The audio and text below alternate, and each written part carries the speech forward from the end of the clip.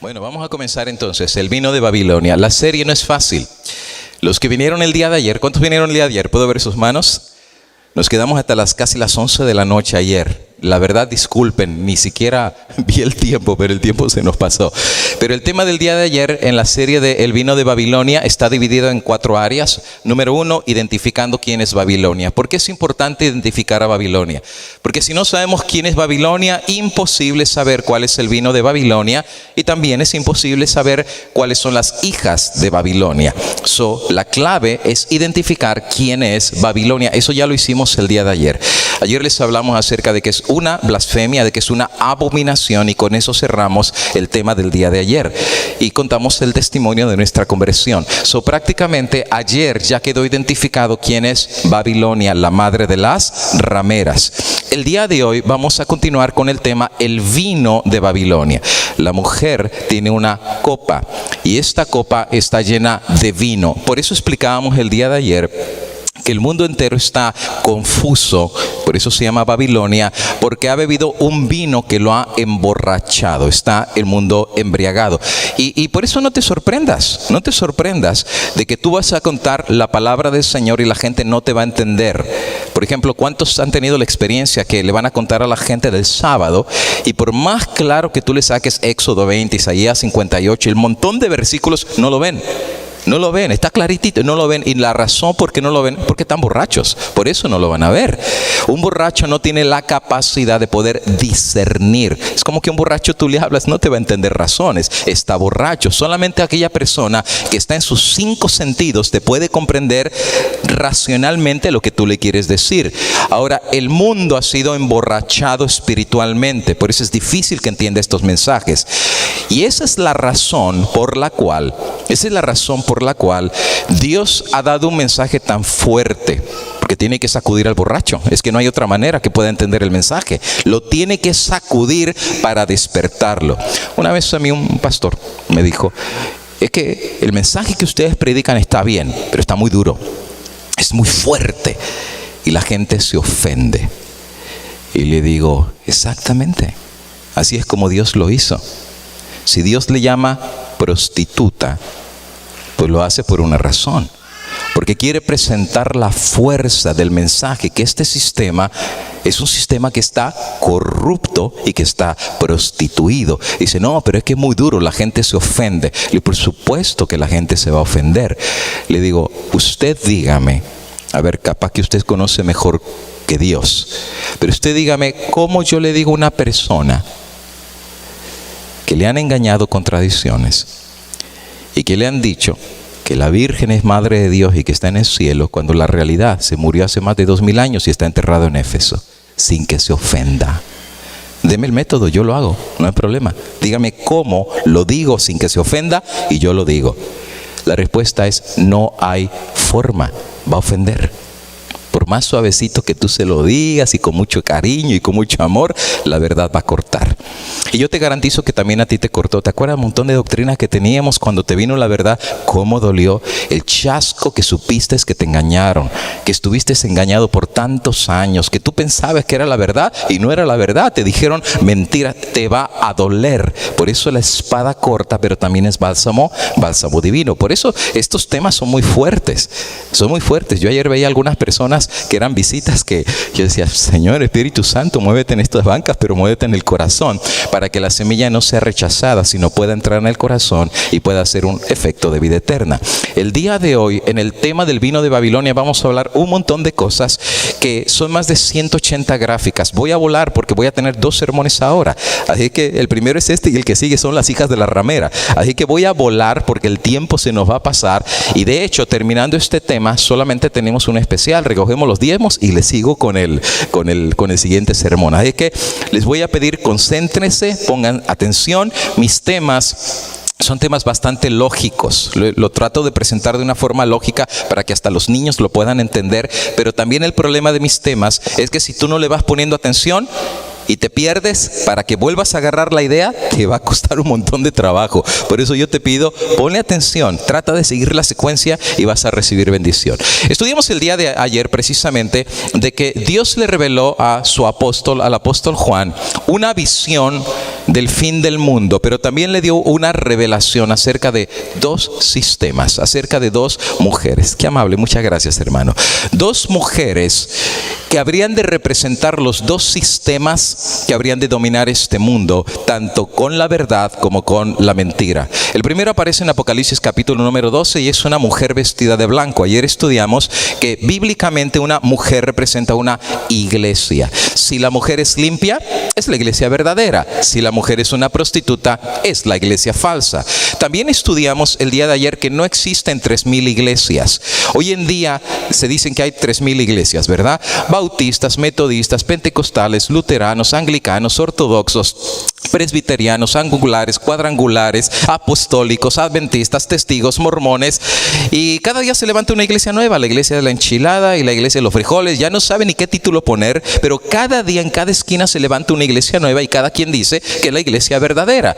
Obviamente eso es una Babilonia, es una confusión. No puede haber 3,000 iglesias, y la realidad es que no hay 3,000 iglesias, solo hay dos iglesias, o la verdadera o la falsa. La Biblia siempre ha presentado solamente dos grupos, los de la derecha, los de la izquierda, las ovejas, los cabritos, el que se salva, el que se pierde, el sello de Dios, la marca de la bestia, el trigo y la cizaña. Solo hay dos, no hay tres, solamente hay dos. O tienes la verdad o estás en la mentira, o estás en la iglesia verdadera o estás en la iglesia falsa. Apocalipsis 12 presenta la iglesia verdadera, la única iglesia que Cristo fundó. Sobre esta iglesia, sobre esta verdad edificaría su iglesia, una sola iglesia. Apocalipsis 12 dice que estaba vestida de sol, ya estudiamos eso el día de ayer, la luna debajo de sus pies y una corona de 12 estrellas. Pero Juan recibe otra visión también. La visión que recibe es de una segunda mujer, una segunda iglesia, un segundo sistema, y esta mujer es muy diferente a la primera, vestida de púrpura, de escarlata, que son los colores del pecado, los colores de la rebelión, llena de oro. La otra es una mujer sencilla, esta es una mujer ornamentada, y dice que esta mujer está sobre una bestia que tiene nombres de blasfemia. Pero también tiene un título muy interesante que está en su frente y se le llama Babilonia, Babilonia la grande, la madre de las rameras. La Biblia presenta dos sistemas. Uno es la iglesia verdadera de Dios, la mujer blanca, pura, resplandeciente. La otra es Babilonia, la ramera, la prostituta. Estudiamos ayer que la razón por la que se le llama ramera es porque se prostituyó. En vez de haberle sido fiel a Dios, se salió de su fidelidad a Dios y fue a prostituirse con los reyes de la tierra, y tiene en su copa el vino de la abominación. La iglesia verdadera del Señor está parada sobre la luna, sobre el escrito está, sobre la palabra de Dios. Ahora te explico. Si la iglesia verdadera se baja de la palabra de Dios, hasta llegó su pureza. Lo que mantiene pura la iglesia es el escrito está, a la ley y al testimonio. Si no hablaren conforme a eso, o sea, si tú te bajas del escrito está, pues la palabra del Señor dice que la verdad no está en nosotros y que estamos aún en tinieblas. Lámpara es a mis pies tu palabra. La iglesia se baja de la palabra, comienza a estar en oscuridad. Por eso es el riesgo de una iglesia ir en contra del escrito está. Y es lo que le ha pasado a un montón de iglesias. Puede ser en una doctrina u otra doctrina. Cuando tú rechazas la doctrina de la verdad de la palabra de Dios, empiezas a hacer Babilonia, porque la confusión se empieza a meter dentro de las iglesias. ¿Te recuerdas de la iglesia anglicana? En la tarde vamos a hablar un poquito acerca de eso. La iglesia anglicana, siendo una iglesia bien conservadora, se partió literalmente la iglesia por el asunto de la ordenación de la mujer y de los homosexuales. Por cierto, vamos afilándonos las barbillas, porque eso viene para la iglesia adventista también. No solamente en las otras iglesias, solamente en nuestro caso fue retrasado, pero eso viene. La pregunta es, ¿qué va a hacer la iglesia si se hace un voto en contra de la palabra del Señor? Esta mujer, la iglesia verdadera, es la iglesia verdadera porque está parada sobre la luna, sobre la palabra de Dios que refleja la luz verdadera que es Cristo Jesús. Babilonia no me sorprende, es una prostituta, es infiel. Dios dice una cosa y Babilonia hace lo que se le pega la gana. Por eso se prostituyó y se le llama Babilonia la grande, la madre de las rameras. Sin embargo, hay algo interesante que ayer estudiábamos, que ¿por qué razón se le da el título de Babilonia si literalmente Babilonia dejó de existir? existir hace miles de años como ciudad. No existe. Tú ves en cualquier mapa, busca la ciudad de Babilonia, no existe. Gone. Estudiamos la profecía de Jeremías, donde Dios profetizó contra Babilonia y dijo: nunca más serás levantada. Y los hurones, los chacales, los animales del desierto vivirán en Babilonia y nunca más volverá a ser edificada. Prácticamente esa profecía se cumplió. Pero sin embargo, en Apocalipsis capítulo 14 y el versículo número 8, el mensaje del segundo ángel, que tiene que ver con el fin del mundo, identifica a Babilonia todavía existiendo. Entonces como que hay una confusión. Si en Jeremías Dios decía, en Isaías decía Dios que Babilonia habría de desaparecer, ¿por qué el apóstol Juan ubica a Babilonia en el tiempo del fin? Viviendo y aún anunciando la caída, que no había caído hace 2500 años. Bueno, cayó la ciudad, eso ya lo estudiamos ayer. Pero hubo algo que nunca desapareció de Babilonia, y lo que nunca desapareció fue su religión. La religión sobrevivió hasta el mismo tiempo del fin. Ahora, no tengo chance de explicarte esto en detalle, pero la matemática es muy sencillita. En Daniel aparecen 4 bestias, ¿no es verdad? El león, el oso, el leopardo y la bestia terrible y espantosa. En Apocalipsis 13 aparecen 2 bestias. Una es el cordero que sale de la tierra y la otra es la bestia que sale del mar. La bestia que sale del mar en Apocalipsis 13 tiene características de todas las bestias de Daniel capítulo 7. ¿Te has fijado? Tiene parte del oso, tiene parte del leopardo. O sea, es una mezcla. En Daniel 7 aparecen 4, en Daniel 7, en Apocalipsis 13 aparece una sola. ¿Por qué aparece una sola? Porque es la misma. Cayó Babilonia, pero le heredó su religión a Medo-Persia. Cayó Medo-Persia y le hereda a Grecia. Cayó Grecia, se le hereda a Roma. Cayó Roma pagana, se le heredó a la Roma espiritual. Eso se le llama el trono de Satanás. Satanás va moviendo su trono según viene a su conveniencia. De hecho, si tú lees la Biblia, Satanás tiene un trono. Por eso vas a ver en Apocalipsis 13 que el trono ya lo puso en la bestia final. Pero el trono, Satanás lo ha ido moviendo durante el paso del tiempo. Lees el mensaje de una de las iglesias de Apocalipsis. Dice: yo sé dónde moras, dónde está el trono de Satanás. O él se va moviendo según su conveniencia. Cae una nación, ya no le sirve, entonces usa la otra nación, y así va siguiendo el dominio y la religión satánica. Por eso quien está detrás de Babilonia es el dragón. Por eso Jesús, a través de su apóstol, identifica que Babilonia existe en el tiempo del fin y anuncia su caída final. Se habrá de repetir en Apocalipsis capítulo 18 y el versículo 4. Ahora, sin embargo, este día vamos a estudiar un poquitito acerca de quién era la Babilonia antigua. Si queremos identificar a la Babilonia moderna, deberíamos de hacer una investigación de quién era la Babilonia antigua para entender por qué Dios utiliza ese término para describir a la iglesia apóstata del tiempo del fin. Ahora, hay una serie de libros que tú puedes estudiar acerca de quién era Babilonia, desde la Enciclopedia Británica, desde la Enciclopedia Americana, el libro Babilonia Misterio Religioso de Ralph Woodrow, y hay otros varios libros más que dan una ejemplificación histórica acerca de quién era Babilonia. Voy a volar, son un montón de gráficas que te tengo que explicar, pero quiero comenzar con el contexto bíblico, explicándonos quién era Babilonia. Voy a empezar a hablarte un poquitito acerca de la destrucción que vino a este mundo a través del diluvio. Dios le habla a Noé, el mundo va a ser destruido, el mundo está completamente corrompido, y finalmente la Biblia dice que todo ser vivo murió excepto los que estaban en el arca. Solamente entró Noé, su familia y los animales que vinieron y sobrevivieron el cataclismo que vino sobre la tierra. Pero después de que ellos salieron, la tierra comenzó a ser repoblada otra vez con la familia de Noé. Pero sin embargo, dice que la población empezó a crecer y prácticamente hubo un líder que se levantó para crear el primer imperio mundial de aquel entonces. Se empezó a construir lo que se llamó la Torre de Babel. Y aquí viene el origen de la palabra, de Babilonia. Babel significa confusión. Ahora, la Biblia dice que Nimrod, el gran cazador que se había rebelado contra Dios, empieza a crear un imperio. Mira cómo dice en Génesis capítulo 11.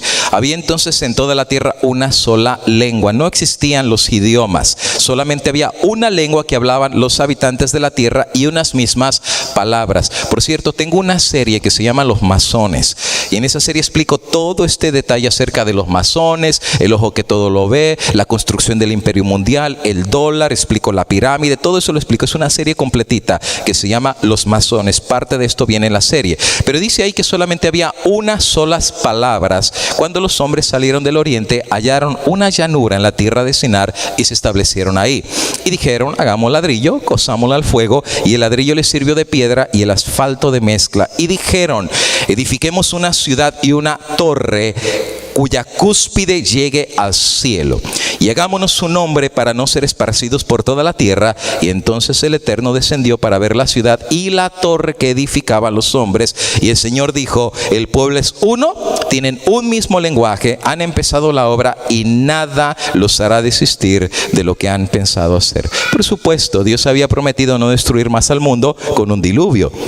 Pero la gente dice, por si Dios no cumple su palabra, mejor hagamos una torre, ¿verdad? Y si Dios nos va a destruir, nos subimos a la torre y ahora sí no nos van a matar el diluvio. Los hombres eran rebeldes, no creyeron la palabra de Dios, aunque Dios dijo que había un arco de promesa cada vez que lloviera, que habría de salir la prueba que el mundo no sería destruido otra vez a través del agua. Pero la gente se rebeló en contra de Dios. La historia no ha cambiado mucho. El hombre siempre ha tenido una tendencia de rebelión en contra de Dios. Y Dios dice, descendamos y confundamos su lengua. Por eso dice, descendamos, confundamos su lengua, para que ninguno entienda el habla de su compañero. Y así el Eterno los esparció por la faz de la tierra. Pon atención a esto. Primero está una cultura que se está desarrollando. Hablan una misma lengua. Pero entonces Dios interviene, uno, para parar la obra, para dejar de hacer la torre. Pero número dos, para frenar el imperio que se está construyendo. De hecho, no están construyendo solamente una sola ciudad de Babel. Eran un montón de ciudades. Ahorita te doy la lista de las ciudades que se estaban haciendo. Pero Dios los va a esparcir. Les da otro idioma, o sea, hablan otra lengua, pero la enseñanza ya la habían aprendido en Babilonia, en Babel. Simplemente, prácticamente aprenden otro idioma cuando Dios confunde las lenguas.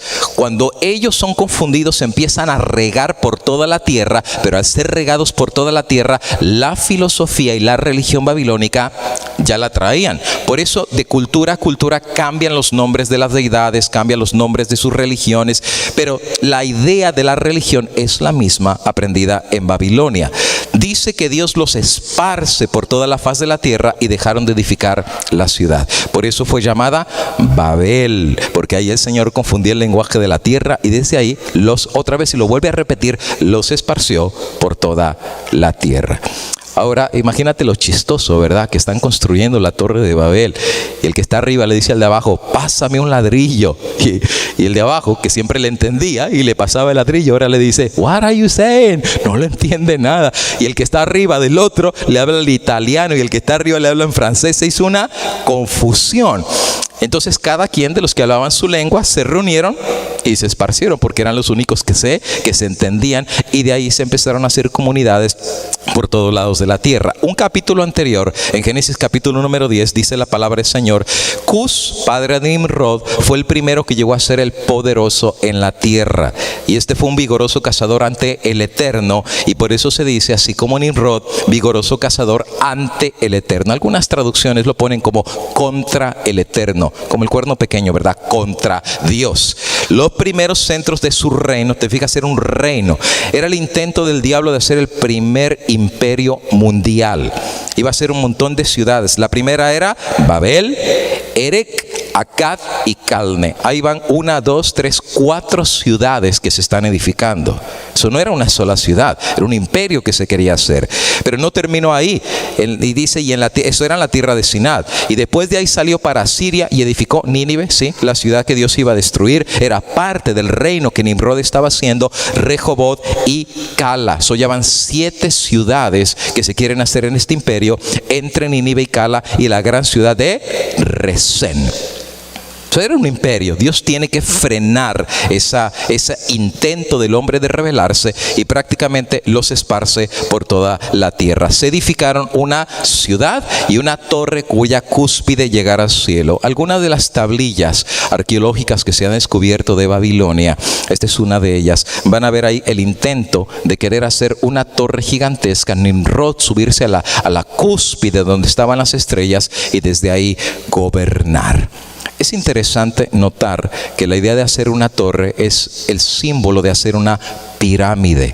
Por eso vas a encontrar que prácticamente en todas las culturas tienen el concepto de las pirámides. De hecho, no tengo chance de explicarte esto, pero en la serie de los masones lo explico. Hay algunas citas de Elena de White que ella explica que la intención de Nimrod era subirse a la cúspide y desde ahí gobernar al mundo. De hecho, Elena de White tiene una cita en Patriarcas y Profetas que ella dice que la forma como Dios frenó que se llegara a la cúspide descendió un trueno. Y de ese trueno dice que rompió la cúspide de la torre, o sea, como un desagrado divino. Pero prácticamente en la cúspide de la torre se dice que aún estaban haciendo sacrificios humanos. Interesantemente, también en las pirámides de prácticamente todas las culturas era lo mismo que se hacía. En la cúspide, yo estuve en Guatemala, estuve en México, fui a las pirámides y ahí tienen su tazón donde hacían los sacrificios humanos a sus dioses. ¿Dónde aprendieron ellos a hacer esas cosas? La Torre de Babel, la doctrina babilónica. Por eso fue llamada su nombre Babel, confusión, y Dios los esparció.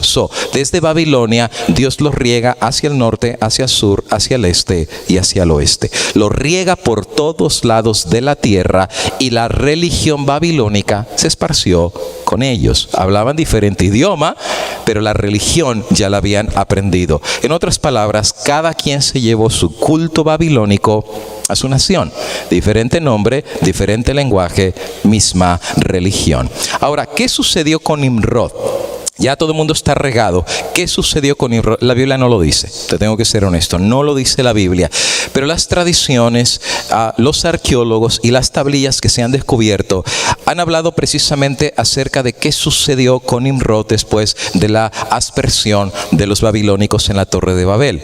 Dice la historia que Nimrod finalmente murió en una batalla. No voy a entrar en todos los detalles. Pero la tradición dice que Nimrod literalmente ascendió al sol. En aquellos entonces el sol era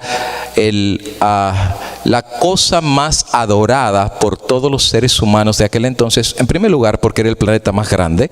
En segundo lugar, era porque el que daba la vida, el que calentaba, el que producía, el que hacía milagros sobre la tierra, y consideraban que era el Dios que reinaba sobre la tierra. Ellos dijeron, Nimrod se murió, ascendió al sol. Por eso los babilónicos adoraban al sol, y no solamente los babilónicos, casi la gran mayoría de todas las culturas que fueron regadas a nivel mundial adoraban al sol, que prácticamente, si tú lees la historia, ese siempre ha sido el dios más adorado entre los paganos.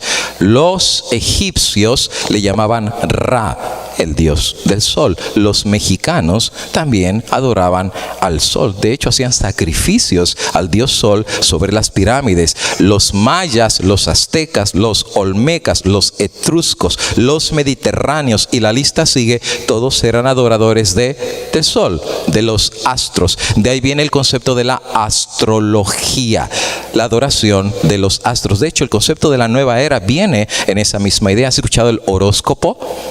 Acerca de tu signo zodiacal, las 12 casas zodiacales. ¿Con qué tiene que ver? Bueno, ellos enseñaban, eso es paganismo, eso es cultura y religión babilónica, que dicen, ¿en qué día tú naciste? Entonces este es tu signo astrológico. Algunos dicen que es Piscis, Géminis, Escorpión, Leo, y la lista sigue. Y tú dirás, ¿y qué importa dónde nací? Es que cuando tú naciste, los planetas tenían una energía que te pasaron, y eso va a determinar tu personalidad y tu comportamiento. Y sabes que hay gente que no sale de su casa sin leer el horóscopo. Ponte de amarillo, este día te va a ir bien en los negocios, este día te van a ir bien en tus relaciones. ¿Y qué tiene que ver eso? Eso es brujería, eso es astrología. Pero eso es antiguo, eso viene de Babilonia. Desde la antigüedad adoraban a los planetas y su injerencia en la vida cotidiana del ser humano. Ahora, Nimrod no estaba soltero. Nimrod se había casado con una mujer que en algunas veces se le llama Ishtar y en algunas ocasiones se les llama Semiramis. Cuando Nimrod se murió, Semiramis no está embarazada, pero milagrosamente después de que Nimrod muere, Semiramis queda embarazada según la tradición babilónica. Y supuestamente Semiramis dijo que curiosamente bajó un rayo del cielo, se le puso en el vientre y quedó embarazada. Interesantemente, la gente le creyó. Y de hecho, ella dijo que su embarazo había sido milagroso. El hijo que nace de este embarazo milagroso, sobrenatural, le pusieron por nombre Tamuz. Ahora, interesantemente, la Biblia sí habla de Nimrod y también habla de Semiramis y también habla de Tamuz, y te voy a dar los versículos ahorita. Eso no solamente está en la historia, la Biblia también menciona estos nombres. Por lo tanto, Semiramis mandó la adoración no solamente del sol, sino también de ella y de su hijo. Prácticamente las culturas paganas adoraban al sol, adoraban a la luna, representación de Semiramis, y adoraban a Tamuz. A Semiramis la adoraron como la diosa luna, y Tamuz también era adorado, pero el título que se le daba a Tamuz era el dios hijo. Como el Dios Hijo era prácticamente la encarnación de Nimrod, ella enseñó que ella llegó a ser la madre del Dios Sol, porque ese hijo también era un Dios, era la encarnación del Dios Sol, y a ella se le empezó a conocer en las culturas antiguas como la reina del cielo. Alguien dirá: oiga, pastor, como que está medio forzando eso de la reina del cielo, porque hoy en día también se adora a alguien como la reina del cielo. Dice, ¿usted no estará más bien forzándolo como para hacer ver que la reina del cielo hoy es la misma reina de Semiramis? No, el concepto de la reina del cielo no es un concepto forzado, de hecho es un concepto bíblico. De hecho, la Biblia habla abiertamente de la adoración de la reina del cielo. Te voy a dar el versículo, Deuteronomio capítulo 4 y el versículo 15 en adelante. Mira cómo dice la palabra de Dios. Dice Dios: guardaos pues mucho vuestras almas, pues ninguna figura visteis el día que Jehová habló con vosotros en medio del fuego. Recuerda, no te harás imagen, por eso dice, no vistes ninguna estatua, ni ninguna esfinge, ni siquiera ninguna figura. Dice, guárdate de hacer eso, para que no os corrompáis y hagáis para vosotros escultura, imagen de figura alguna, efigie de varón o de hembra. Ahora tengo que hacer un pequeño paréntesis aquí y explicar esto. Tú nunca vas a encontrar en la Biblia antiguo, nunca, tú haces el estudio, ¿vale? La exégesis que quieras, nunca vas a encontrar en la Biblia que existe en el concepto bíblico la adoración a deidades femeninas. Tú nunca lo vas a encontrar, nunca. Está el Padre, está el Hijo y está el Espíritu Santo, pero nunca va a aparecer diosa madre o diosa hija. No existen deidades femeninas, no en el cristianismo ni tampoco en la religión del judaísmo, pero sí vas a encontrar la adoración femenina en el paganismo. Tú vas a encontrar que todas las religiones paganas siempre tienen deidades masculinas, pero también tienen deidades femeninas. ¿Te acuerdas de Semiramis? ¿Te acuerdas de Venus?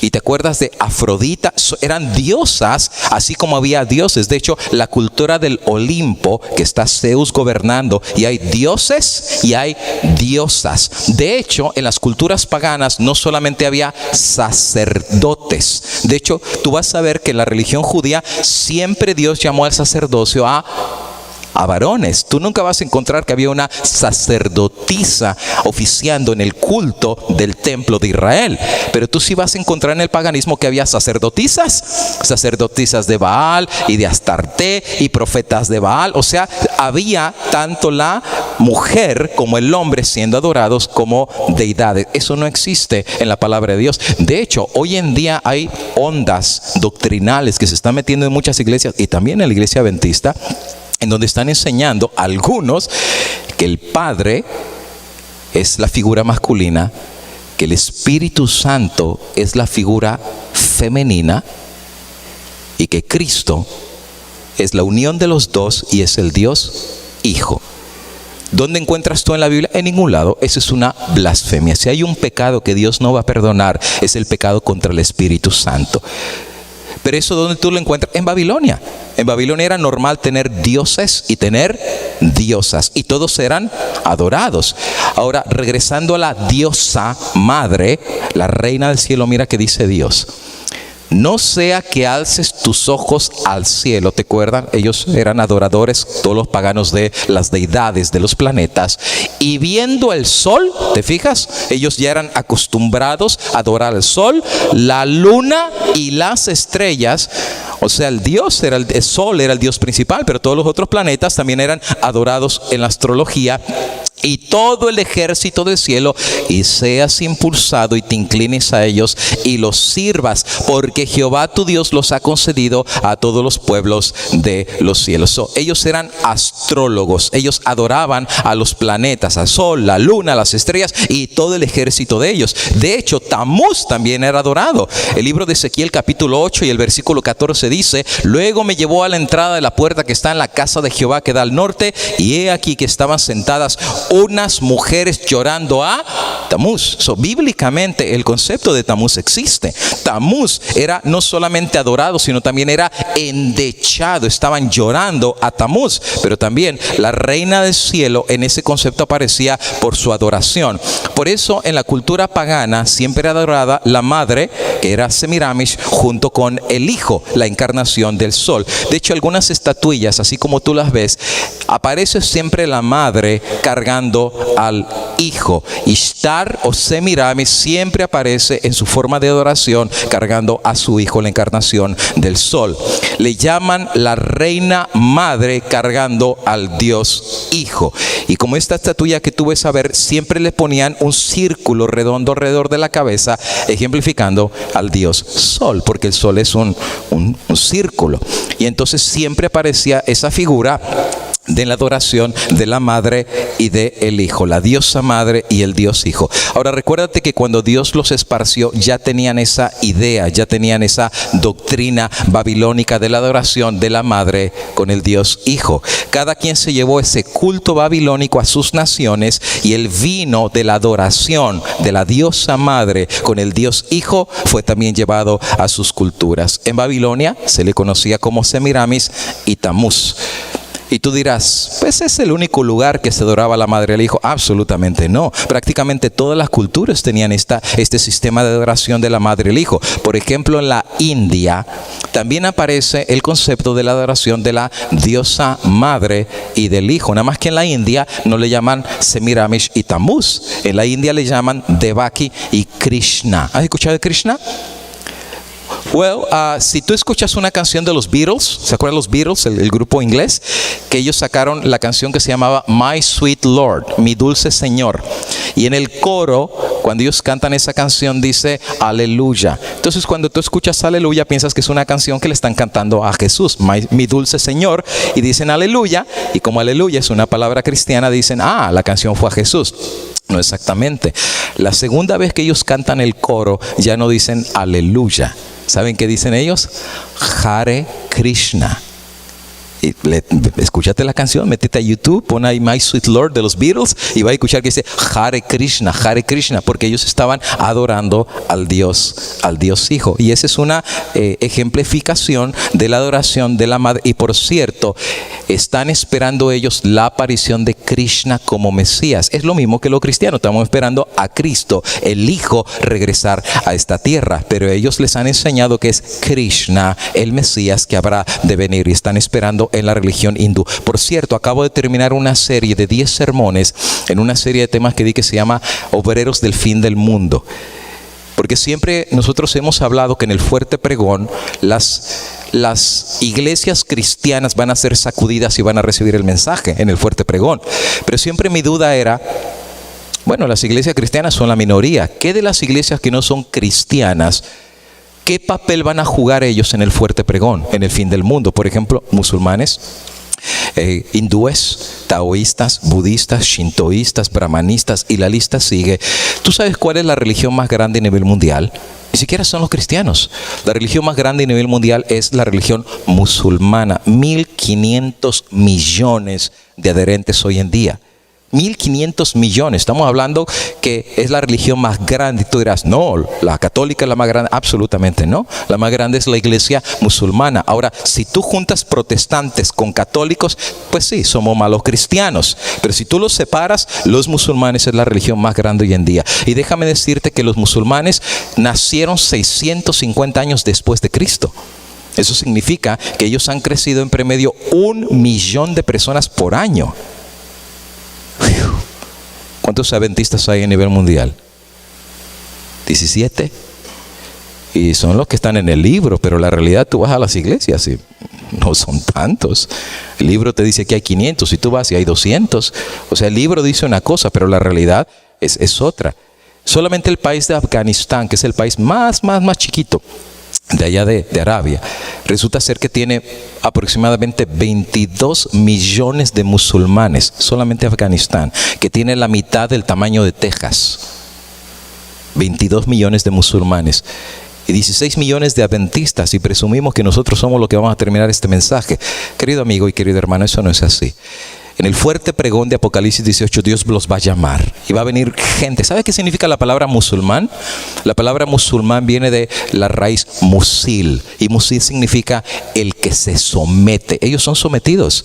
Lo que dice Alá, según ellos, lo cumplen. Es más, nosotros oramos de vez en cuando. ¿Sabes cuántas veces ellos oran al día? Tienen que orar 5 veces al día, y sus oraciones no es cualquier clase de oración, amigo y hermano. Ellos tienen que traer una carpetita, ¿verdad? Una alfombrita, porque cuando llega la hora de la oración sacan su alfombra, la ponen en dirección a la Meca. ¿Has escuchado la Meca? El cubo gigantesco que hay. Una vez en su vida tienen que ir a la Meca, y una vez que van a la Meca y terminan de hacer la peregrinación, que le dan vuelta y vuelta a la Meca, ya llegan con el nombre cambiado, les ponen Hanif y su nombre, porque ya están en un nivel espiritual más avanzado. 5 veces al día tienen que orar, y no pueden orar cualquier oración. Tienen que ponerse de rodillas, tienen que quitarse los zapatos, porque para ellos orar con los zapatos es una falta de respeto a Alá, y tienen que poner el rostro en la tierra, direccionado a la Meca, para conectarse con el Dios que ellos creen. Y hoy en día tú vas a las iglesias cristianas, hasta nos cuesta ponernos de rodillas para orar. ¿Y tú crees que Dios no va a usar a esa gente en el tiempo del fin? Están engañados, es verdad. Tienen el vino de Babilonia, es verdad. Pero cuando brille la luz del cuarto ángel en Apocalipsis 18, toda la mentira y todo el engaño habrá de ser quitado a un lado, y Dios va a traer un ejército gigantesco. Y de hecho esa fue una de las religiones que hablé. Cuando hablé de los hinduistas, les expliqué todo acerca del hinduismo. Dios también los va a utilizar. De los budistas, Dios los va a utilizar. Dios va a tener un ejército que va a reconocer la voz de Dios, y se van a unir bajo el mensaje del fuerte pregón para predicar la segunda venida de Cristo. Y el celo que van a traer ellos va a exceder en mucho al celo de muchos de nosotros que hace rato que conocemos la verdad. Pero la verdad a veces solamente la conocemos aquí, pero no ha transformado nuestra vida y corazón. Esta doctrina de la madre y del hijo ya también en la religión de la India fue introducida. En el Mediterráneo no se le conocía como Devaki Krishna, se le conocía como Cibeles y Deois en el Mediterráneo. En Egipto también aparecía la misma adoración. Por ejemplo, este es del Museo Británico. Aparece la diosa madre cargando al dios hijo, pero sin embargo a la diosa madre se le conocía como Isis, y al dios hijo se le conocía como Horus. También en otros lugares del Mediterráneo se le conocía como Erta y Numis, y siempre aparece lo mismo. Aparece la diosa madre cargando al dios hijo. Hasta en África llegó el culto de la adoración y de la madre. Aparece esta figura en donde aparece la diosa madre cargando al dios hijo, y en la parte superior de la cabeza vas a notar que tiene el disco solar. No es una coincidencia, es una representación de una divinidad del dios Sol. Aún en Japón tenían la adoración de la diosa madre con el dios hijo, la encarnación del dios Sol. La pregunta del millón, claro, esto en el paganismo era normal. Ahora, la única razón por que los judíos llegaron a ser el pueblo especial de Dios no es porque ellos fueran mejores que estas culturas. La única razón que ellos eran especiales era por el mensaje que recibieron. Eso los protegió de todas las mentiras paganas que el diablo introdujo en estas culturas. Los protegió. Dios dijo, no te hagas ídolos, y eso los protegió. Todo mundo sacrificaba a los hijos y hacía brujerías y encantamientos con los demonios. Por eso Pablo en 1 Corintios dice, ¿o no sabéis que los que adoran a los ídolos adoran a los demonios? ¿Te acuerdas de Baal Peor? Que los judíos adoraron a los ídolos, pero realmente David dice, no adoran a los ídolos, adoran a los demonios. Quien estaba detrás de esas doctrinas era Satanás, pero Dios al darle los 10 mandamientos los protegió de adorar a los falsos ídolos y de adorar a los demonios. El mensaje que el judío tenía lo protegió de un montón de problemas. Mientras los otros comían toda clase de animales y estaban muriendo, los judíos tenían una dieta especial que Dios le dio. Por eso eran especiales, no porque ellos fueran mejor que los otros, pero el mensaje que Dios les dio los hizo especiales. Esta falsa doctrina se metió en las culturas paganas. La única pregunta del millón es, ¿será que también este vino pudo haberse introducido en la iglesia de Dios? ¿Será que también este vino de paganismo pudo haber sido introducido dentro de la iglesia cristiana que conoció la verdad del Señor en la Babilonia moderna, que también bebió el vino de la Babilonia antigua? También se ha enseñado la misma clase de adoración que se enseñaba en Babilonia. Fue y es hoy en día todavía adorada, pero no se le da el título de Semiramis, ni de Baki, ni Isis. Se le da el nombre de Madonna. Madonna es una palabra italiana. ¿Qué significa la palabra Madonna? Madre. Y aparece la Madonna cargando al Hijo. De hecho, tengo tantas gráficas, pero no tengo chance de explicártelas todas. Siempre va a aparecer la diosa madre, y si te fijas, va a tener una corona en la cabeza. Ahora, ¿por qué tiene una corona en la cabeza? Porque es reina. Por eso tiene la corona, reina madre. ¿Y a quién está cargando? Al Hijo. Pero al Hijo no se le llama Hijo. ¿Cómo se llama Hijo? El Dios Hijo. O también se le llama el niño Dios. De hecho, cuando viene la Navidad, se pone un pesebre. Y en ese pesebre se pone al niño Dios. ¿Cristo es un niño todavía? Entonces, ¿por qué todavía se lo sigue adorando como niño Dios? Por la tradición pagana. No tengo chance de hablarte de la Navidad, pero tú sabes que el origen de la Navidad tiene 100% orígenes paganos. En la Biblia no se da la fecha de cuándo nació Cristo. De hecho, los eruditos dicen que más o menos para saber cuándo nació Cristo, en primer lugar, si hubiera sido en diciembre, hace un frío terrible. Pero los pastorcillos estaban en el campo y las ovejas estaban comiendo pasto, así es que no podía hacer frío. Dice que estaban a la intemperie cuando nació Cristo, y Cristo nació en un pesebre, así que no pudo haber sido en diciembre. Dios veló la fecha del nacimiento, pero entonces ¿de dónde sale el 25 de diciembre? De Babilonia, del paganismo. La diosa madre, la Madonna, sale cargando siempre al Dios Hijo. Desde el tiempo bizantino aparece igual con un disco solar. ¿Por qué aparece con un disco solar? Es muy sencillo.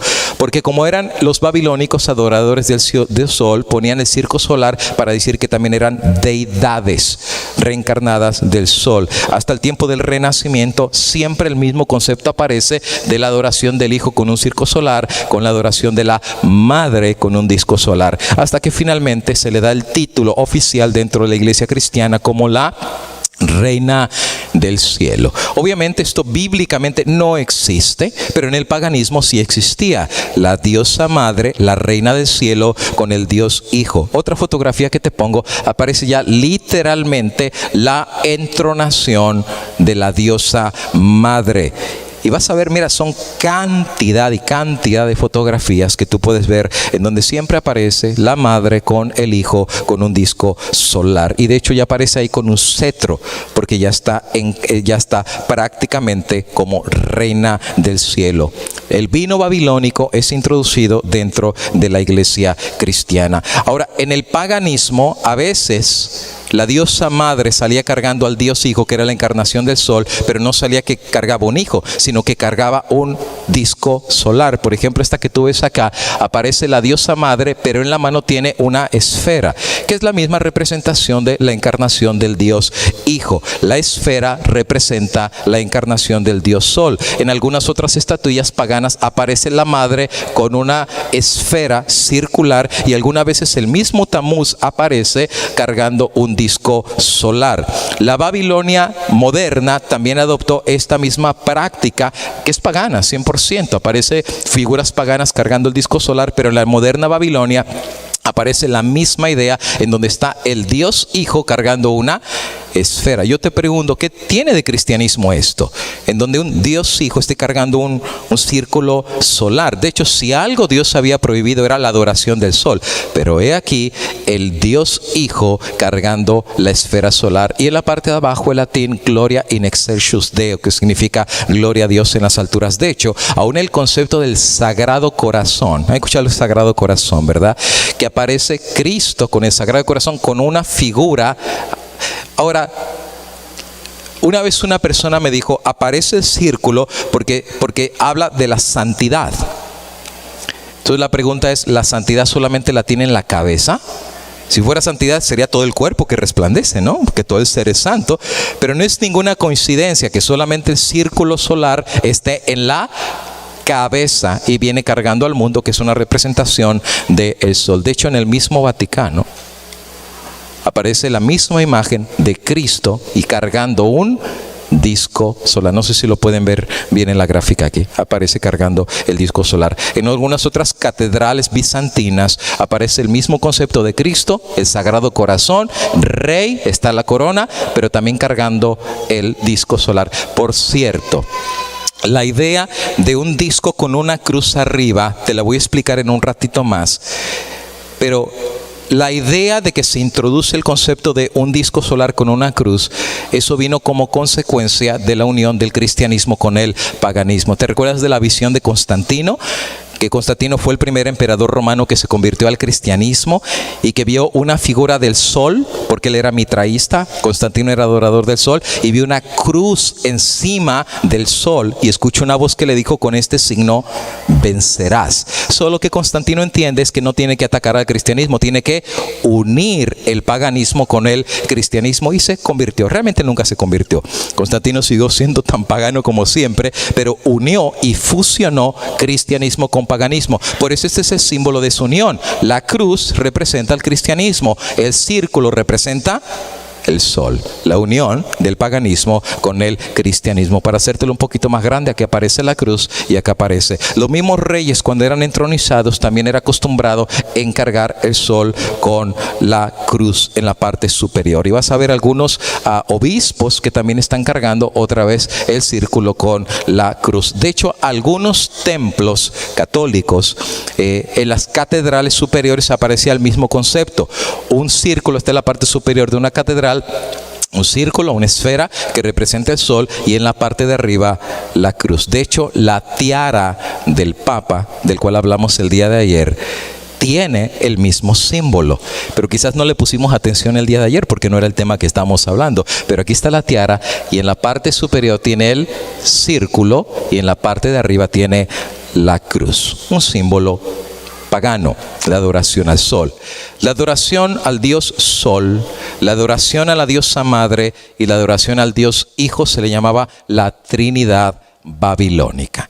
El Padre, la Madre y el Hijo. Lo pongo en esta gráfica más o menos para que lo puedas ver así. Dios Padre era Nimrod, representando al sol. Diosa Madre, Semiramis, la diosa Luna. Y Dios Hijo, Tamuz, la reencarnación del sol. Por eso todas las culturas adoraban al sol, la luna y al Hijo. Por ejemplo, esta gráfica te muestra cómo los egipcios ofrecían adoración al dios Sol. En Egipto le llamaban Ra. Por eso casi todos los faraones siempre tenían el nombre Ra, porque era una representación, el nombre del dios Sol. Y ahí están los egipcios adorando al sol. Pero la Trinidad babilónica en egipcio tiene otro nombre. Se llamaba Ra, Isis y Osiris. Los babilonios fueron esparcidos, como vimos hace un ratito, por todos lados, y llevaron la idea de la falsa Trinidad babilónica. Ahora, no, realmente es bastante lógico, no te lo tengo que explicar. Satanás siempre copia lo que Dios hace. Él es un copión. ¿Qué te puedo decir? Todo lo copia. Está el Padre, el Hijo y el Espíritu Santo. Satanás hizo su falsa Trinidad. Dios tiene profetas, el diablo tiene falsos profetas. Dios tiene ángeles, él tiene sus demonios. Dios tiene su verdadera iglesia, él tiene Babilonia, su falsa iglesia. O sea, todo lo copia. Es más, Dios tiene verdaderos pastores, Satanás tiene falsos pastores. Dios tiene verdaderos ministros, Satanás tiene falsos ministros. Dios tiene el poder del Espíritu Santo, Satanás también tiene un falso espíritu que viene con los hijos de desobediencia. O sea, él copia, es una imitación. En el próximo sermón que te voy a hablar, te voy a hablar de las hijas de la ramera. Déjame decirte que la línea entre la verdad y la mentira es muy delgada. Si tú crees que la mentira de Satanás es tan grosa que todo el mundo dice, oh, esa es la mentira, estás equivocado. Las mentiras de Satanás son bien delgadas, parecen la verdad. Por eso dice la Biblia, el que piense estar firme, mire que no caiga. Es muy sugestiva la forma como presenta Satanás la mentira. Pero la Trinidad babilónica, que fue una copia de la deidad del Padre, del Hijo y del Espíritu Santo, también fue regada por todos lados en esa copa del vino de Babilonia. Y la moderna Babilonia adoptó exactamente la misma idea. Ahora, una foto habla más que mil palabras. Esto tú lo puedes encontrar en los gráficos y murales del Vaticano, y también en algunas Biblias católicas. Tú vas a ver que tienen un montón de fotografías en medio. Tú vas a encontrar que presenta los misterios, y uno de los misterios que presenta es la coronación de María. Y esta es la foto que ponen. Está Dios, está el Hijo, el Espíritu sancionando, y viene la introducción de una deidad femenina, diosa madre. Y por eso es que la Iglesia Católica defiende con tanto celo la virginidad de María y la concepción virginal de Cristo, para hacerla a la altura de la deidad. Diosa madre, intercesora, Padre, Hijo y diosa madre. Y aparece en varias gráficas el mismo concepto de el trío, la madre, el Padre y el Dios Hijo. Y en un montón de gráficas aparece el mismo concepto, Padre, y aparece ahora Cristo con el Sagrado Corazón, el Padre con el Sagrado Corazón, pero ahora también aparece la madre con el Sagrado Corazón. Ahora, en la religión babilónica, estos eran los tres principales dioses de la religión babilónica, pero no eran los únicos.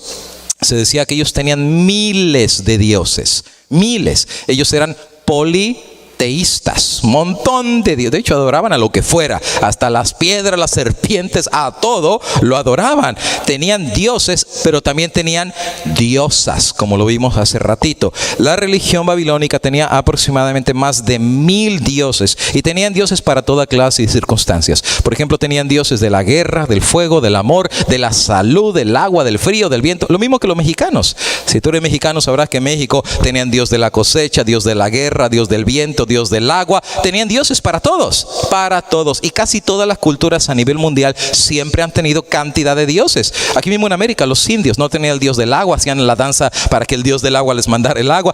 Tenían deidades por habidas y por haber. Los babilónicos tenían miles de deidades, del infierno, del sueño, de la curación, de las artes. Todos ellos intercedían por ellos delante del dios Sol, por las peticiones del pueblo. Pero esta idea y esta religión no solamente lo tenían los babilónicos, todas las culturas compartían la misma religión. Los egipcios, los chinos, los celtas nórdicos, los aztecas, los mayas mediterráneos, los hindúes, los japoneses, los indios de América, y la lista sigue.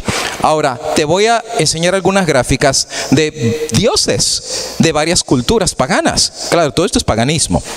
En la Biblia, Jehová nuestro Dios uno es, manifestado en el Padre, el Hijo y el Espíritu Santo. Pero en las culturas paganas, desde Zeus, el dios del Olimpo, que tenía cantidad de dioses dentro del Olimpo, y vas a encontrar en Egipto había deidades de diferentes maneras. Algunas eran mujeres con formas de arcángeles o con formas de serafines. En otros lugares tenían formas mezcladas entre animal, o formas de mujer que tenía un montón de senos, precisamente para alimentar a toda la humanidad o aquellos que pidieran intercesión. Desde babilónica, desde la India. Y por cierto, en la India tú vas a ver que muchas de las deidades hindúes, que por cierto los hindúes son súper politeístas, tienen más de 33,000 dioses en la India.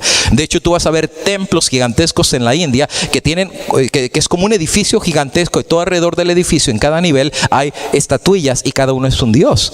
Y cuando tú entras dentro del templo, por dentro también tienen dioses por alrededor. 33,000 dioses tiene la India. Muchos son mujeres, y otros son hombres, y otros son mezcla de animales con seres humanos. Por eso, si tú un día vas a una tienda hindú, te vas a dar cuenta que ellos tienen como un tipo de altarcito, y le ponen incienso y le ponen velas. Eso de ponerle velas a los dioses no es nuevo, eso viene desde Babilonia. Y le ponen el incienso y le ponen las velas, y prácticamente el dios que tú vas a encontrar ahí es mitad hombre y mitad elefante. y vas a ver que la mitad es como elefante y después tiene la barriguita y está sentado ahí. Ese dios se llama Ganesha y es el dios de la prosperidad, del dinero. Y como es un negocio, por eso están adorando a Ganesha, porque quieren que les vaya bien en el dinero. Los americanos ponen el Dollar Tree, ¿verdad? El arbolito del dólar para que les vaya bien.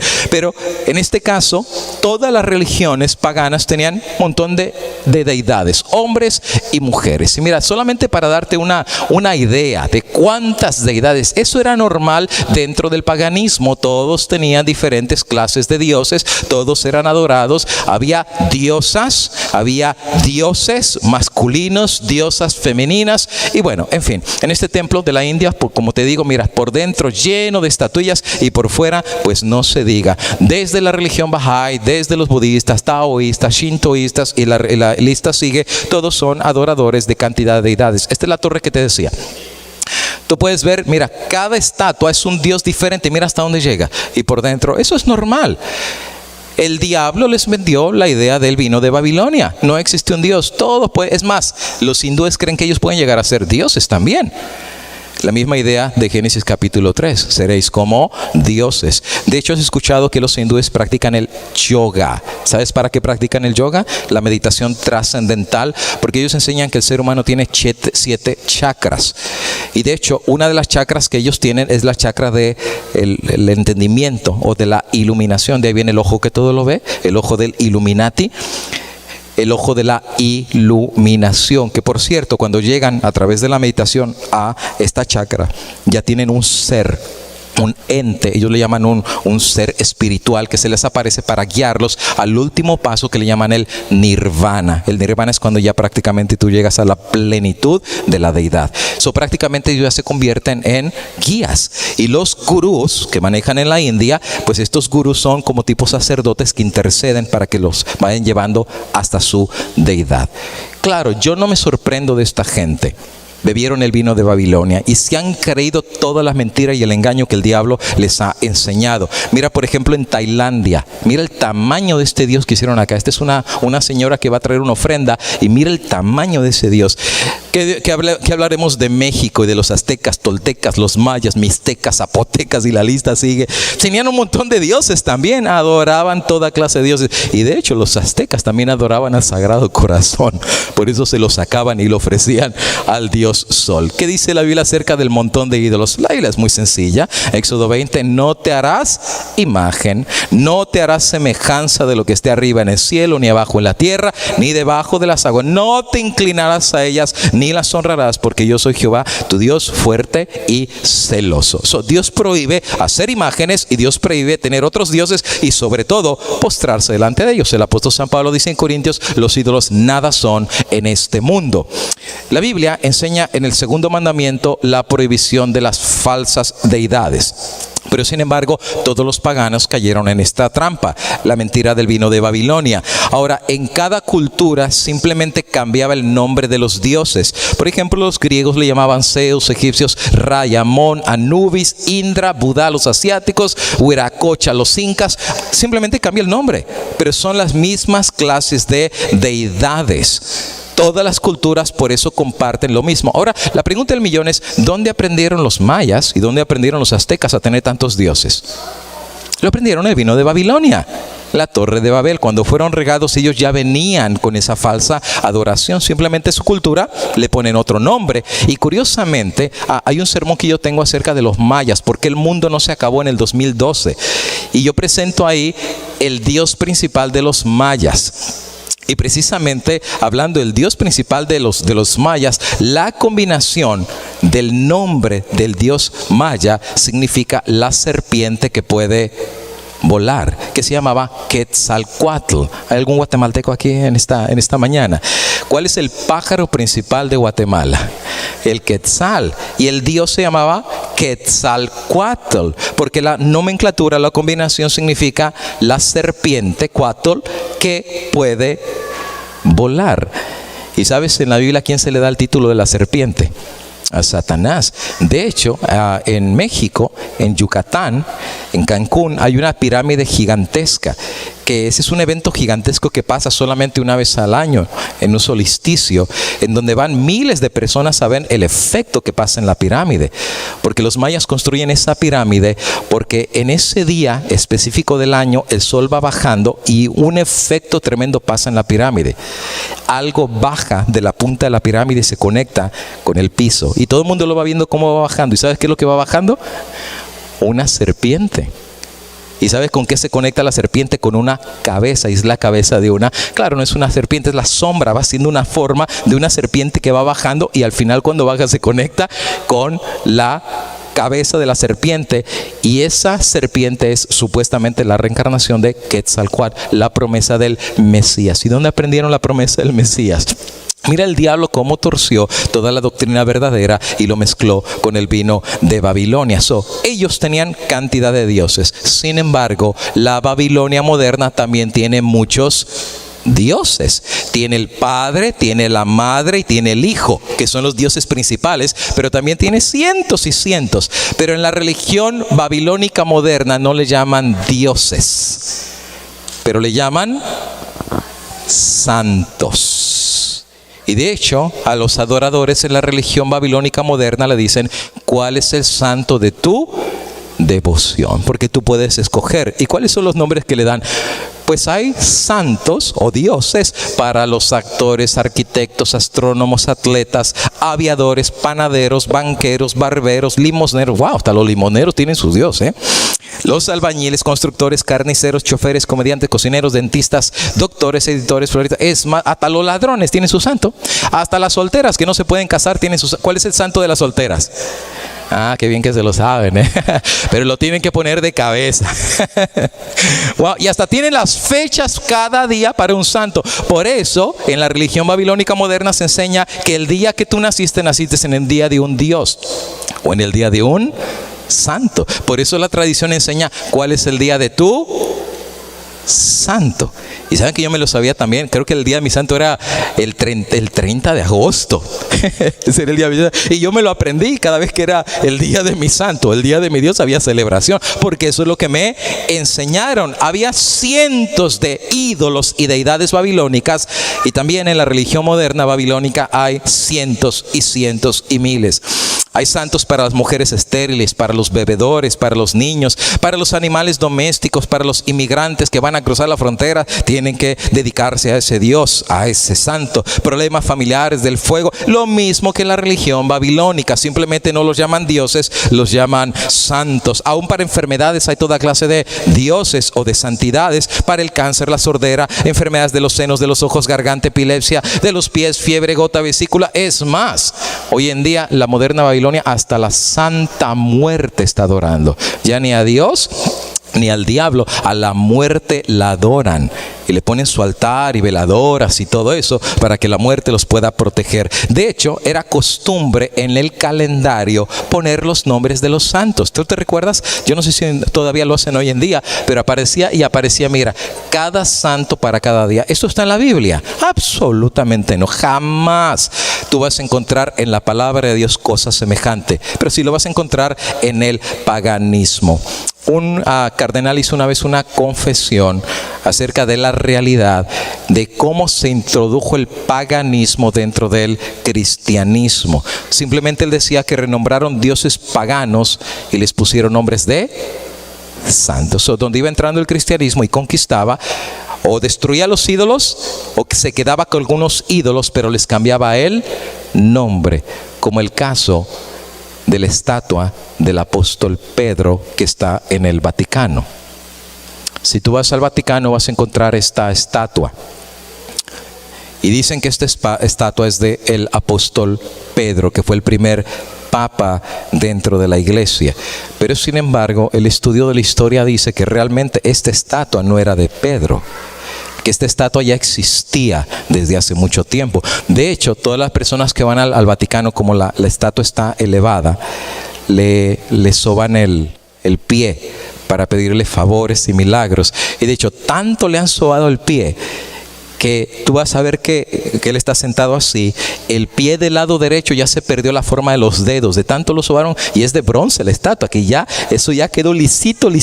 Y el otro pie, todavía los dedos tienen su forma, porque ese no lo están sobando. Imagínate cuánta gente ha tocado el dedo, los pies del apóstol San Pedro, pero la realidad es de que los historiadores dicen que realmente esa estatua no es la estatua del apóstol Pedro, sino que era la estatua de un dios pagano. Y ese dios pagano era el dios Júpiter. ¿Te recuerdas que a Pedro una vez lo quisieron adorar como Júpiter? El dios Júpiter, pero Júpiter tenía cachos, tenía cuernos. O cuando lo cristianizaron, le volaron los cuernos, lo vistieron de papa y lo subieron para ser adorado como el apóstol Pedro. Por eso algunos dicen, ¿será Pedro o será Júpiter? De hecho, ¿cómo se dice, los que saben inglés, cómo se dice Pedro en inglés? Peter, right? Prácticamente algunos dicen que como este era, ¿y cómo se dice Júpiter en inglés? Jupiter. Prácticamente cuando cristianizan la estatua de Júpiter, simplemente le quitaron el Ju y le dejaron el Peter. Júpiter. Prácticamente era el dios pagano Júpiter y lo cristianizaron. Toda clase de imágenes y de ídolos paganos entró dentro del cristianismo, y así las imágenes de los santos llegaron a ser intercesores, como en la religión babilónica, poniendo a un lado la obra de Jesús como intercesor. Bíblicamente hablando, la Biblia no es muy complicada. La Biblia enseña que el único que puede hacer obra de intercesión delante de Dios Padre, mira lo que dice 1 Timoteo 2:5, porque hay un solo Dios y un solo mediador entre Dios y los hombres, y su nombre es Jesucristo, hombre. Alabado sea el nombre de Dios. Entonces, ¿de dónde sale que hay más que pueden interceder? Y no solamente la religión babilónica moderna enseña que hay cientos de santos intercesores. Y de hecho tú vas a ver, cada persona que ha recibido esta falsa doctrina en su casa tiene el santo de su devoción y les piden favores y todo eso. Es más adelante te voy a hablar de otro vino de Babilonia que entró dentro del cristianismo. El paganismo se metió en el cristianismo. Te voy a hablar, por ejemplo, acerca del misterio de la inmortalidad, del infierno. Te pongo un solo ejemplo, ya que estoy hablando de los santos. ¿Tú has escuchado acerca de el novenario o de la novena? ¿Alguien ha escuchado de la novena? ¿Qué es la novena? A ver, para los que fueron católicos o que son católicos y que alguna vez practicaron eso, ¿qué es una novena? La novena es una tradición de la Iglesia Católica cuando una persona fallece. Cuando una persona se muere, la tradición dice que por 9 días se tiene que hacer un rezo con cuerpo presente del que se murió. Ahora, ¿a quién le hacen el rezo? Al santo que ellos quieren.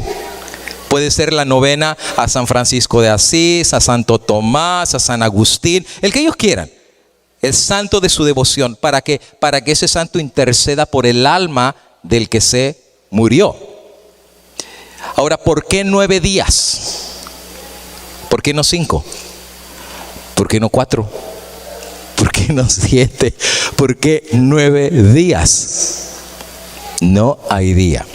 Claro, eso no está en la Biblia. Tú vas a encontrar el novenario, no existe en la Biblia. La Biblia dice, los muertos no saben nada, están dormidos. Pero en el novenario es por 9 días que se realiza por la siguiente razón. Porque en el paganismo, por eso no está en la Biblia, pero en el paganismo, en el vino de Babilonia se está, los paganos enseñaban que cuando una persona se moría, el alma no estaba definida si se iba al cielo o si iba al infierno o al Hades. Y por 9 días ellos intercedían por los dioses para que se fuera al cielo en vez de irse al infierno. En la Babilonia moderna se enseña que por 9 días el espíritu del muerto está en la casa todavía. Por eso hay gente que dice que cuando una persona se muere, cosas raras pasan esos 9 días. Que se abre la ventana, que la puerta se cierra, porque dicen el espíritu del muerto anda. ¿Y saben qué les enseñan? A hablarle al muerto. Jacinto, ya te moriste. Ya vete, Jacinto. Y por eso las novenas, cuando hacen los rezos, dicen, ruega por él, ya se murió, ruega por él, ruega por él. ¿Y por qué? Porque como el espíritu está ahí y está muerto, no sabe que está muerto. Y cuando escucha, pues ¿qué pasa? Esta gente están rezando. Y cuando ve su cadáver está ahí, dice, pues si ya me morí, ¿verdad?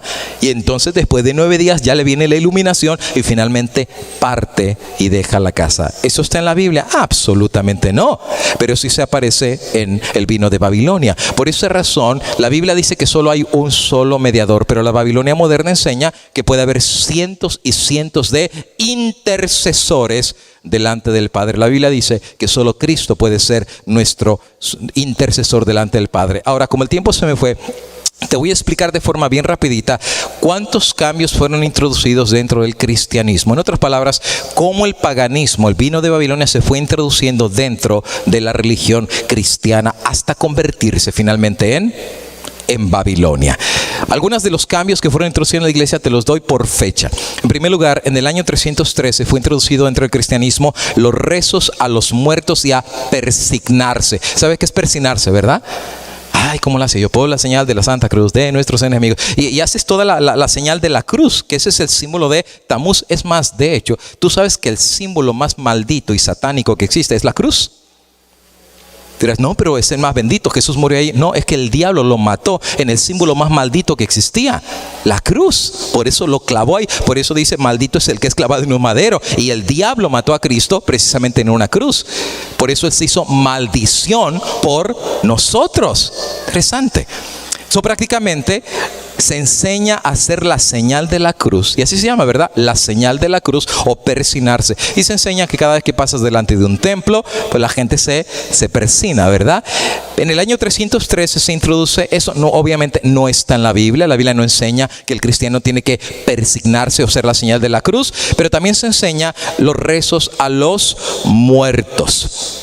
Por muchos años la iglesia cristiana enseñó la verdad bíblica, que los muertos no sabían nada, que los muertos estaban dormidos. Pero dentro del paganismo siempre se enseñó que el muerto no se muere, que todavía sigue vivo. ¿Te acuerdas? Los griegos enseñaban eso. ¿Quién fue? Creo que fue Sócrates, si no estoy mal, que decía, el cuerpo es la cárcel del espíritu. Hay que libertar al espíritu, y se suicidó delante de sus alumnos porque libertó el espíritu. En otras palabras, no existe la muerte. Es lo mismo que enseñan los hindúes, la reencarnación. Muere el cuerpo, pero el espíritu no. El espíritu sigue reencarnando y reencarnando y reencarnando hasta llegar al nirvana. Esa es una teoría satánica. El libro de Hebreos capítulo 9, 27 dice, como está establecido por Dios, que el hombre muera una sola vez y después enfrente él juicio. Nada que reencarnas y que tienes una segunda chance. De hecho, hermanos, no hay segundas oportunidades.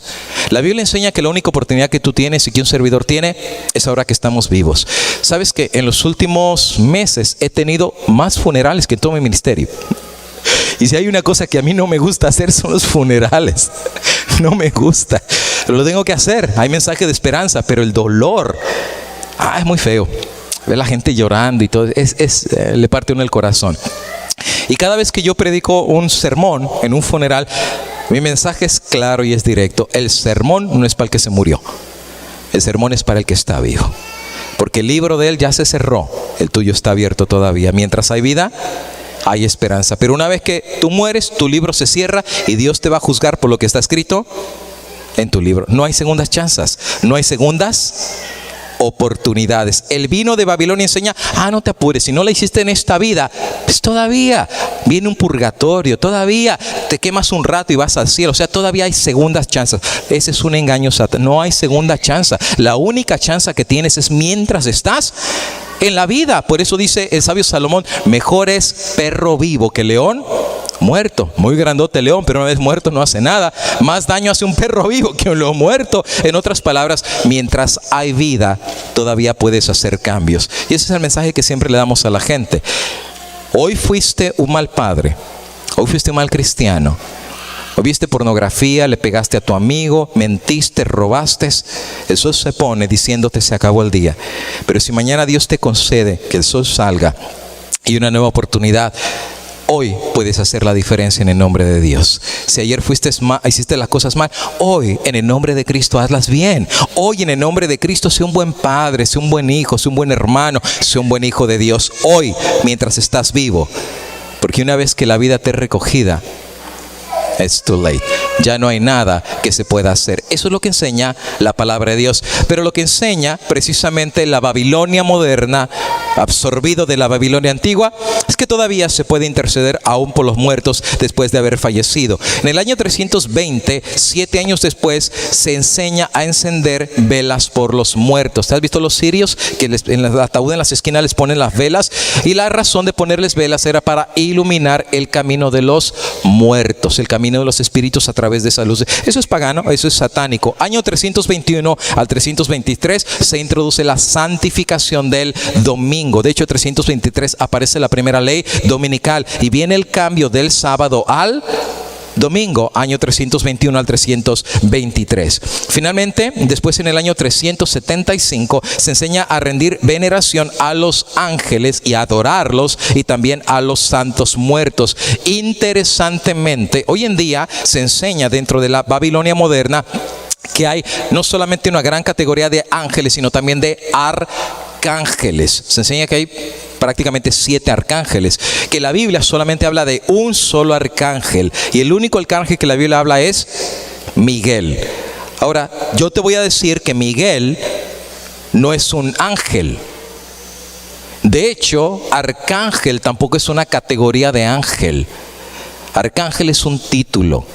De hecho, te tengo que decir que el arcángel Miguel es nada más y nada menos que Cristo Jesús. Tengo un sermón entero que te lo puedo probar, es bíblico, porque Miguel tiene las características de Dios. Lo que Dios hace, Miguel también lo puede hacer. Por ejemplo, ¿te acuerdas que Satanás estaba peleando por el cuerpo de Moisés? Y aparece Miguel y finalmente pelea. ¿Pero quién ganó? Ganó Miguel. ¿Cómo lo sabemos? Porque a Moisés lo vemos en la transfiguración con Cristo. Lo resucitó. Solo Dios puede dar la vida. Y Cristo dijo: yo soy el camino, la verdad y la vida, y el que cree en mí, pues vivirá y no verá la muerte. O sea, Cristo, que es Miguel, puede dar la vida. ¿Y cómo sabemos que los arcángeles pueden resucitar? 1 Tesalonicenses 4:13. Cuando Cristo regresa por segunda vez, los muertos en Cristo resucitarán primero, y con voz de trompeta y voz de arcángel. Así es que Miguel, el arcángel, es Cristo, es el que va a resucitar a los muertos. Bíblicamente solamente hay un arcángel, es Cristo, pero la Babilonia moderna enseña que hay un montón: el arcángel Jezreel, el arcángel Ariel, el arcángel Gabriel, el arcángel Rafael. ¿De dónde sacaron todo eso?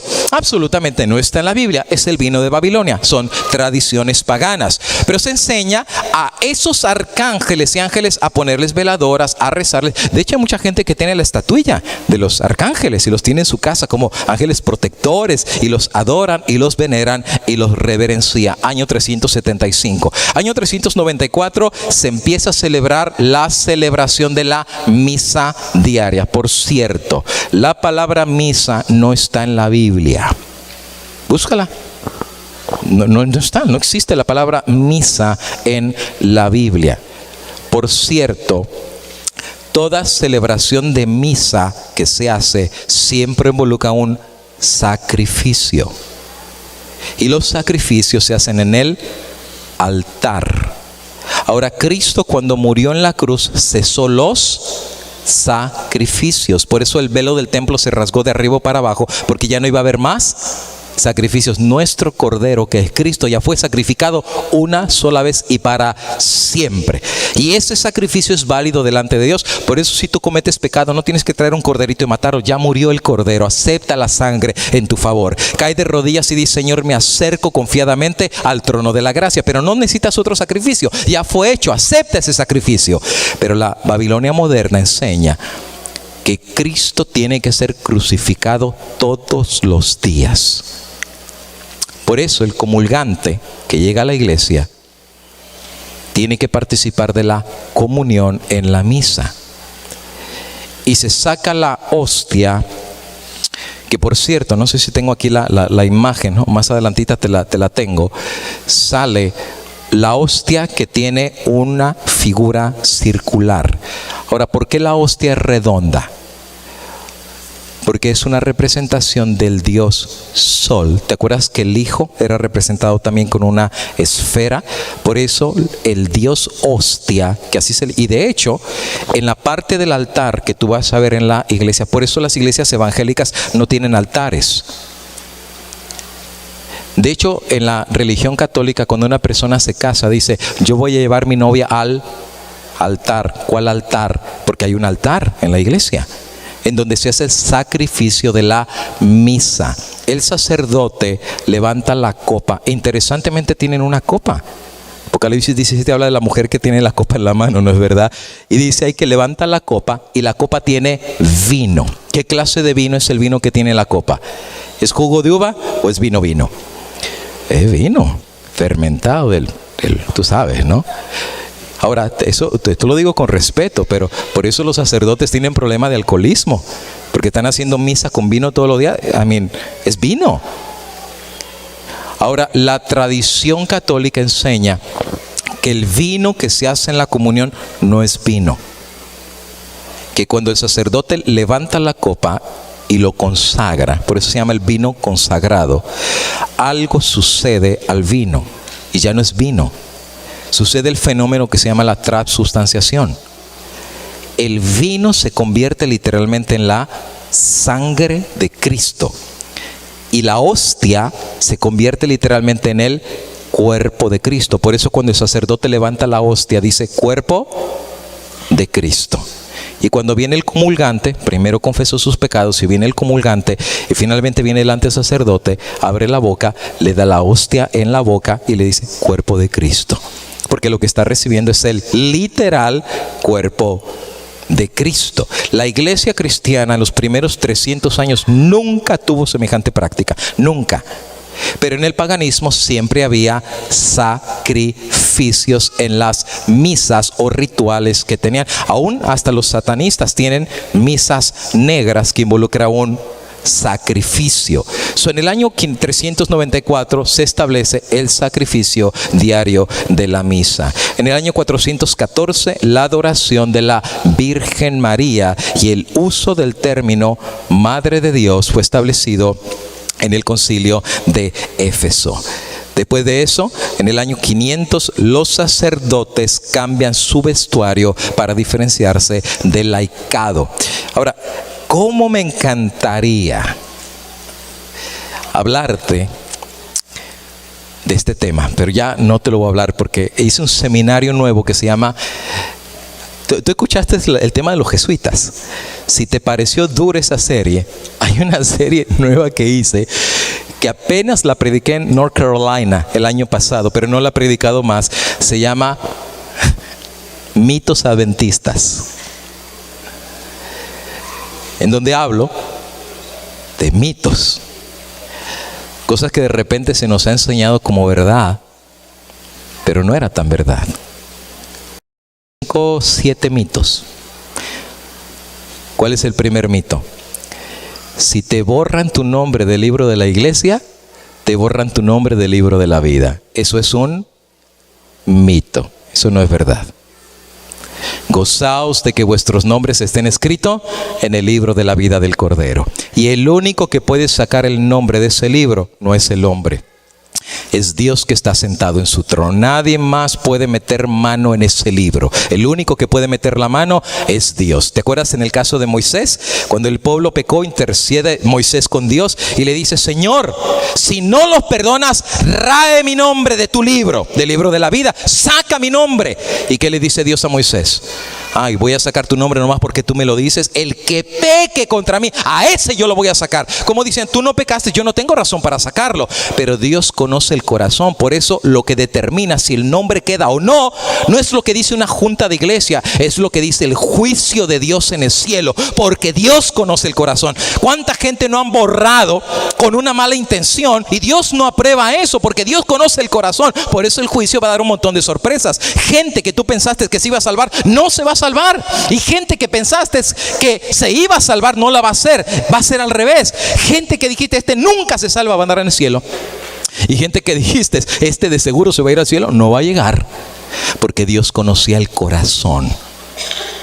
Tú puedes decir a alguien: ah, mira, ese anciano es tan bueno y es tan consagrado. Pero hermano, tú ves lo de afuera, pero Dios conoce la vida de ese anciano. Mira, yo he sido pastor 16 años. Y sabes que uno como pastor se entera de cosas que ustedes no se enteran. ¿Cuánta gente viene a hablar con uno y dice, pastor, ore por mí porque yo estoy metido en la pornografía de la noche a la mañana?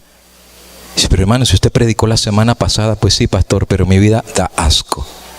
Dice, pero ese hermano, yo lo veo tan feliz, tan alegre. Dice, pastor, es pura apariencia. Nos equivocamos en nuestro juicio, pero Dios no se equivoca. Dios conoce el corazón. Ahora, ¿por qué explico esto? Porque otro mito tiene que ver precisamente con la diferencia entre el clericato y el laicato. Dame un versículo en la Biblia que hable de los laicos. A ver si no me estoy metiendo en camisa de once varas. No hay. En la Biblia se nos llama el sacerdocio de todos los creyentes. Y quien tiene que presentar sacrificios vivos somos todos nosotros. La Biblia enseña que todos somos hermanos. Al pie del Calvario todos somos hijos de Dios, aquellos que aceptamos a Dios como nuestro Señor y Salvador. Pero la idea de que hay alguien superior a otro, eso no es bíblico. La idea de que hay alguien superior, o que le llaman autoridades superiores, eso es jesuita. Jesús dijo, el que quiera ser superior a otro, ¿qué dice Jesús?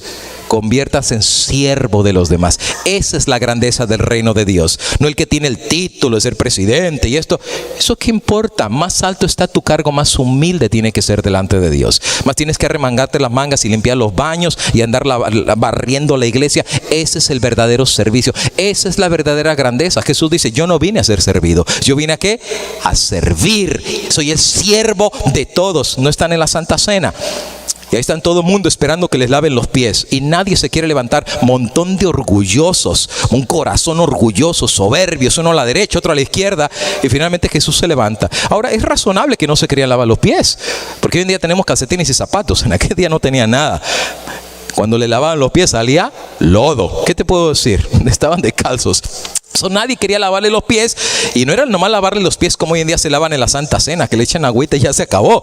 No, era lavar los pies, sacarle la mugre de las uñas y lavar bien. Eso era lavar los pies. Y eso era humillante. Solo un trabajo de siervo hacía eso. Cuando están sentados ahí los apóstoles dicen, yo no me voy a humillar. Pero el que se levanta es Cristo. Y va con Pedro. Y Pedro le dice, Señor, tú no me vas a lavar los pies. Y Jesús le dice, si no te lavo los pies, tú no tienes parte conmigo en mi reino. Oh, mi reino, la derecha. Entonces lávame las manos y la cabeza y los pies y todo el cuerpo. No, Pedro, lo que tengo que lavar es tu orgullo. ¿Cómo tú vas a llevar el evangelio a las almas con esa soberbia que tú tienes? Aprende a ser humilde. Porque la grandeza de mi reino no es aquel que está arriba. Mi grandeza en el reino es el que está abajo y el que quiere servir a los demás. ¿De dónde viene la idea? Que en las iglesias, y casi en todas las iglesias, está el mismo concepto piramidal. El de arriba manda al de abajo y el de abajo manda al de abajo. Eso es jesuita, eso lo inventó Ignacio de Loyola. En las iglesias cristianas todos somos hermanos. Y aún tengo más de 150 citas de Elena de Guay, en donde ella explicaba la intención de Dios es que todos seamos hermanos. No hay concepto de superioridad. El único que es superior en la iglesia tiene nombre y su nombre es Cristo Jesús. Él es la cabeza suprema de la iglesia. Yo no soy la cabeza. Entonces usted dirá, ¿y para qué está usted como pastor? Soy hermano igual que tú.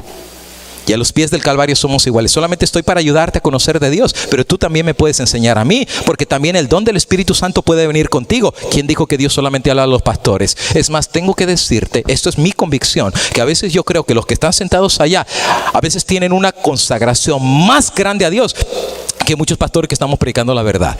Porque Dios conoce el corazón, la vida de cada persona, y Dios puede usar a quien Él quiera.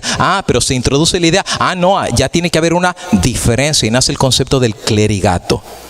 Los clérigos a un lado y los laicos a otro lado. Y tengo un sermón entero acerca de esto. ¿Sabe qué significa la palabra laico? Viene de lego, el que no sabe nada. Y por eso los soberbios que sí saben que pues yo fui al colegio y mira, tengo mi título y tengo mi maestría y mi doctorado. Una vez un amigo mío, yo era pastor en Andrews University, yo tenía una iglesia ahí y yo traía pues todos los que estaban estudiando ahí para que me predicaran en la iglesia. Y un día fue un doctor en teología, un doctorado. Y cuando sale una hermanita bien humilde, sencilla, le dice, ay, pastorcito, qué bonito su sermón. Dice, perdón, no me llame pastor, doctor, que mi trabajo me costó. Ándale pues. Como que ese título lo va a tener en el cielo. Somos hermanos, porque somos hijos de Dios. ¿De dónde viene la soberbia? Nace en el año 500, donde ya se empieza a hacer la diferencia. Bueno, el tiempo se me fue. ¿Qué horas son? Ya son las 11:30, vamos a hacer una pequeña pausa. Solamente había una cosita más que te quería hablar. El purgatorio. ¿Han escuchado la idea del purgatorio y del infierno? Todas las iglesias paganas enseñan la misma idea. Los chinos, los japoneses, todos enseñan la idea que existe un infierno. Los griegos enseñan lo mismo. Y Babilonia moderna, agarró la misma idea. Después se establece el latín como idioma oficial de la iglesia católica. ¿A alguno le tocó recibir una misa en latín? Saben que mis papás escucharon misas en latín, entraban y no le entendían nada, y así como entraban, así como salían. ¿Por qué razón? Porque no querían que se conociera la palabra de Dios en el lenguaje popular del pueblo, y se establece como el idioma oficial para las misas dentro de las iglesias. Los rezos a los santos son introducidos en el año 600, y de hecho tenía ahí una copia de la oración que se estaba haciendo hacia los muertos por el Catecismo Católico, la página 278. Pero bueno, en fin. En el año 607 se establece el concepto del obispo universal. Eso no existía antes. Por cierto, hay tanto que decir acerca de esto.